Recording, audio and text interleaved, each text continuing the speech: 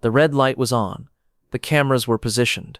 3,000 people filled the Hammersmith Apollo, and the energy in Britain's Got Talent studio was electric with anticipation. Simon Cowell sat at the judge's table in his signature black t-shirt, arms crossed, that familiar expression of mild skepticism already forming on his face. Next to him, Amanda Holden, Alacia Dixon, and David Walliams were smiling, ready for another audition in what had been a long day of performances. The stage was empty, except for a single microphone stand and a small backing track player. The production assistant's voice came through the speakers. Next up, we have Sophie Matthews, 29 years old, from Manchester. The audience applauded politely as Sophie walked onto the stage. She moved carefully, deliberately, the way people move when every step requires conscious effort. She wore a simple blue dress that hung loosely on her thin frame, and her hair was covered by a colorful silk scarf tied in an elegant knot at the back of her head. Most people in the audience assumed it was a fashion choice. Simon Cowell knew better. He'd been judging talent shows for 18 years, and he'd learned to read the details that others missed. The way Sophie walked, the deliberate grace masking obvious pain, the scarf that wasn't a fashion statement, the pallor of her skin under the stage lights. And then he saw it. Sophie raised her left hand to adjust the microphone, and that's when the stage lights caught something on her wrist, a white plastic hospital bracelet, the kind they give you when you're admitted for serious medical care, the kind with patient ID numbers, ward designations, and medical codes that tell doctors everything they need to know at a glance. Simon's eyes narrowed. He leaned forward slightly, trying to read the bracelet from across the stage. Amanda was already asking Sophie the standard opening questions. "Hello, darling. What's your name? And where are you from?" "I'm Sophie Matthews. I'm 29, and I'm from Manchester." "And what are you going to do for us today, Sophie?" "I'm going to sing I Will Always Love You by Whitney Houston." The audience made that appreciative sound they make when someone announces an ambitious song choice. David Walliams raised his eyebrows. Alacia smiled encouragingly. Amanda nodded warmly, but Simon wasn't smiling. He was still staring at Sophie's wrist, at that hospital bracelet. His mind was working through possibilities, calculations, concerns. Why would someone come to a BGT audition wearing a hospital bracelet? Why wouldn't she remove it before coming on stage? Was it forgetfulness, or was it deliberate? Sophie positioned herself at the microphone. The music track was ready. The audience was settling into anticipatory silence. This was supposed to be the moment when she began to sing, when the judges would evaluate her voice, when Simon would eventually press his buzzer or give his verdict. But that's not what happened. Simon Cowell stood up from the judges' table. The other judges looked at him, confused. The audience murmured. Sophie looked startled. Simon wasn't smiling. He wasn't performing. He walked around the judges' table and started moving toward the stage. "Simon," Amanda called out. "What are you doing?" Simon didn't answer. He climbed the stairs to the stage and walked directly to Sophie.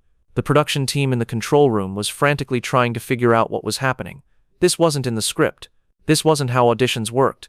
The cameras kept rolling because nobody knew what else to do. Simon stopped about 3 feet from Sophie and looked at her directly. Not the television look. Not the judge examining a contestant look. The look of one human being seeing another human being and recognizing something profound. "Before you sing," Simon said quietly, his voice picked up by the stage microphones, but clearly not meant for performance, "I need to ask you something." Sophie nodded, her hand unconsciously moving to cover the hospital bracelet. Too late. Simon had already seen it. "Why are you wearing that?" Simon asked, gesturing to her wrist. The Hammersmith Apollo fell completely silent. 3,000 people held their breath. The other judges were standing now, sensing that something significant was unfolding. Sophie looked down at her wrist, at the hospital bracelet she'd deliberately chosen not to remove. She looked back up at Simon, and in her eyes was something that made even the hardened television judge pause. It was acceptance, the kind of acceptance that only comes when you've run out of time to pretend. "Because," Sophie said, her voice steady but soft, "I wanted you to know the truth." Simon waited. "I have cancer," Sophie continued. "Stage 4 breast cancer. It's in my bones, my lungs, my brain. They've given me about 3 months to live, maybe less, and this bracelet is from my last hospital stay. I was discharged 2 days ago so I could come here." The audience gasped, not the polite television gasp, the real human sound of people confronted with mortality on a Saturday afternoon. Amanda's hand went to her mouth. Alicia's eyes filled with tears immediately.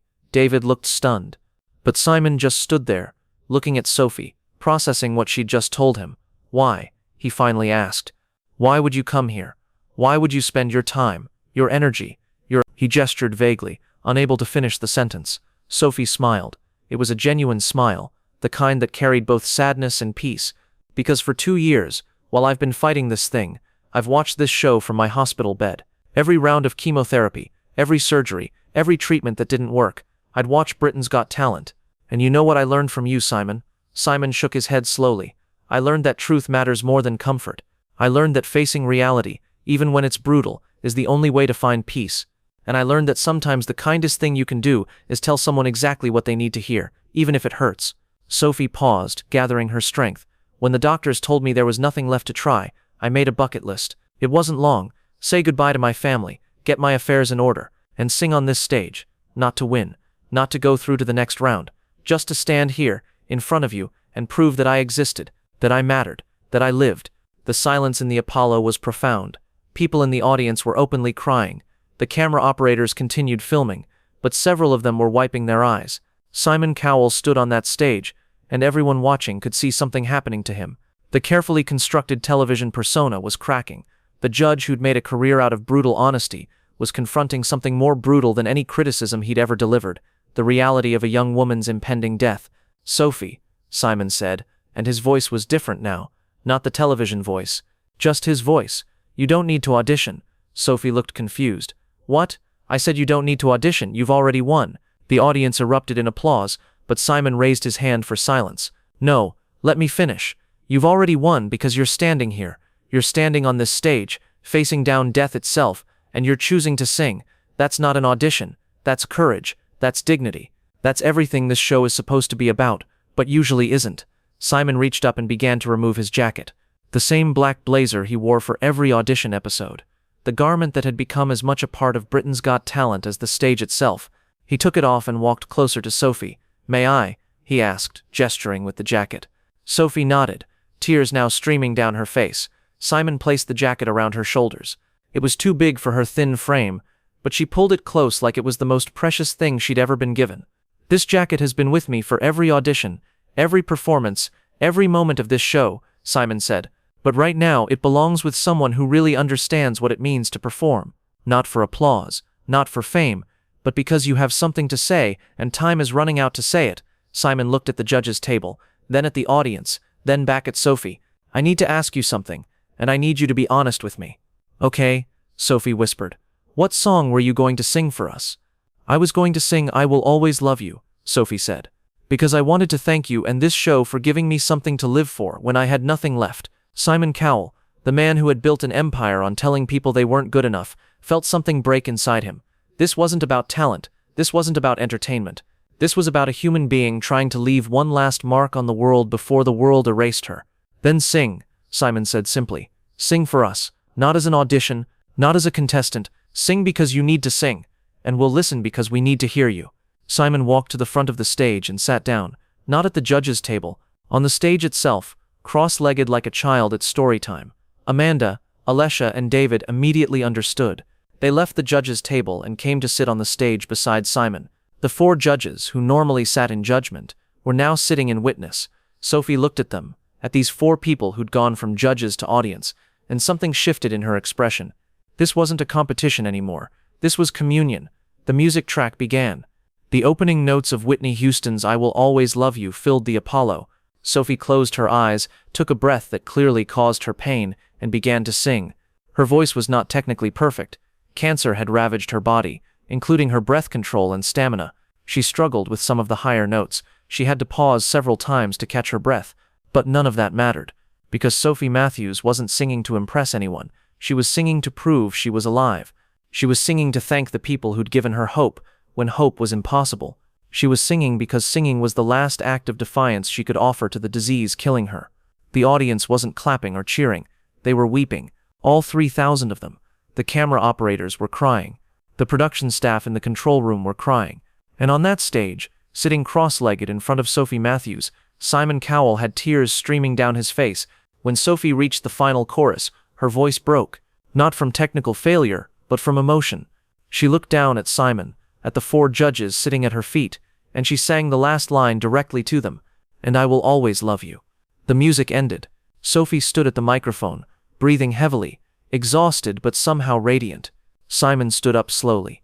He walked to Sophie and did something no judge in Britain's Got Talent history had ever done. He hugged her. Not a polite, brief television hug. A real embrace. The kind you give to someone you might never see again. "Thank you," Simon whispered. "Thank you for reminding me why we do this." He pulled back and looked at Sophie. "I'm going to break every rule now. Is that okay?" Sophie smiled through her tears. "I think I already broke most of them." Simon turned to face the audience. "Ladies and gentlemen, this is not how Britain's Got Talent works. But sometimes we have to stop following the rules and start following our hearts. Sophie Matthews, you are going through to the live shows." The audience exploded, but Simon wasn't finished. "No, not just the live shows. You're going directly to the semi-finals. Because every person in this country needs to hear your voice, needs to hear your story, needs to understand that courage looks like this." Amanda, Alicia, and David were all nodding emphatically, tears on all their faces. "But more than that," Simon continued, "I'm going to make you a promise. Whether you make it to the semi-finals or not, whether you're still here when they tape or not, your performance will be shown, your voice will be heard, your story will matter. I promise you that." Sophie couldn't speak. She just nodded, clutching Simon's jacket around her shoulders like armor against everything that was coming. Simon looked at the cameras. "We're going to take a break, and when we come back, we're going to have a very different kind of show." The cameras stopped rolling. But what happened in the next 30 minutes, captured by production cameras but never meant for broadcast, showed a side of Simon Cowell that the public had never seen. Simon stayed on stage with Sophie. He asked her about her life, her family, her journey with cancer. He learned that she'd been a nurse before her diagnosis, that she'd spent her career taking care of others, and had struggled to let others take care of her. He learned that she'd postponed treatment several times because she couldn't afford to miss work. He learned that she'd sold most of her possessions to pay for experimental treatments that hadn't worked. And Simon Cowell, sitting on the stage of Britain's Got Talent in his black t-shirt without his signature jacket, made a decision. "Sophie, I want to do something, and I need you to let me." "What?" "I want to pay for whatever care you need, whatever treatments, whatever medications, whatever specialists. I want you to spend your remaining time comfortable and surrounded by people who love you, not worrying about bills or debt or bankrupting your family." Sophie shook her head. "Simon, I can't let you. You're not letting me do anything." Simon interrupted gently. "I'm asking you for permission to do something that matters. I've spent my career making money off people's dreams. Let me spend some of that money making your last months bearable." Sophie broke down completely. Simon held her while she cried. This dying woman and this television judge, connected by a moment that transcended entertainment. The episode never aired as a standard BGT audition. Instead, the producers worked with Simon to create something unprecedented, a 90-minute documentary called Sophie's Song that told her entire story, her diagnosis, her treatment, her decision to audition, the moment Simon saw the hospital bracelet, and everything that happened after. Sophie Matthews lived for 6 more weeks after that audition, but they were good weeks. Simon kept his promise. He paid for private care, for pain management specialists, for a hospice facility that felt more like a luxury hotel than a medical facility, and he visited. 3 times he drove to Manchester to sit with Sophie. He brought the other judges with him. They talked, they laughed, they cried. On Sophie's final day, when she was barely conscious and surrounded by her family, Simon sat beside her hospital bed one last time. He held her hand and told her something that her family later shared with the media. "Sophie, you didn't audition for me. You taught me. You taught me that this show isn't about finding talent. It's about finding humanity, and you showed me more humanity in 5 minutes than I've seen in 18 years of television. Thank you for that gift. Thank you for your courage. Thank you for proving that even when we're dying, we can still choose how we live." Sophie Matthews died at 6:47 p.m. on a Tuesday evening, wearing Simon's jacket, surrounded by her family and the 4 judges who'd sat at her feet while she sang. Sophie's Song aired 2 months later as a primetime special. Over 15 million people watched it in the UK alone. It won 2 BAFTA awards, but more importantly, it changed Britain's Got Talent forever. Simon Cowell began every subsequent season by showing a clip of Sophie's performance. He'd tell new contestants, "This is what courage looks like. This is what it means to truly perform. Not for fame, not for fortune, but because you have something that needs to be said and you're running out of time to say it." The hospital bracelet that Simon had noticed that day, the detail that had stopped everything and changed everything, was donated to a cancer research charity. It was displayed in a frame with a plaque that read, "This bracelet belonged to Sophie Matthews, who taught us that truth matters more than comfort, that courage looks like honesty, and that sometimes the most powerful performances happen when we stop judging and start witnessing. Simon bought a new jacket for the show, but he never wore black again during auditions. He switched to navy blue. When asked why, he'd simply say, "Black was for the old show, the one that was about saying no. Blue is for the new show, the one that's about seeing people." Sophie's family established a foundation in her name, funded partially by Simon's continued support, dedicated to helping cancer patients pursue their final wishes. In 3 years, they've helped 847 people do things they never thought they'd be able to do: travel to see family, write books, create art, and yes, audition for talent shows. David Walliams wrote a children's book inspired by Sophie called The Girl Who Sang for Tomorrow. All proceeds go to cancer research. Amanda Holden became a patron of the Sophie Matthews Foundation. Alessia Dixon created a scholarship for young cancer patients who want to pursue careers in the arts. But perhaps the most lasting impact was on Simon Cowell himself. Friends and colleagues noticed the change. He was still honest, still direct, still Simon. But there was something different. A gentleness that hadn't been there before. A willingness to see past the performance to the person. Years later, in an interview, Simon was asked about the moment that defined his career. He didn't talk about discovering One Direction or launching global superstars. He talked about a hospital bracelet and a dying woman who taught him what really mattered. "I spent 18 years judging people," Simon said, "and then Sophie Matthews stepped on stage wearing a hospital bracelet, and I realized I'd been doing it all wrong. She wasn't there to be judged. None of them are. They're there to be seen, to be heard, to be acknowledged, and my job isn't to tell them they're not good enough.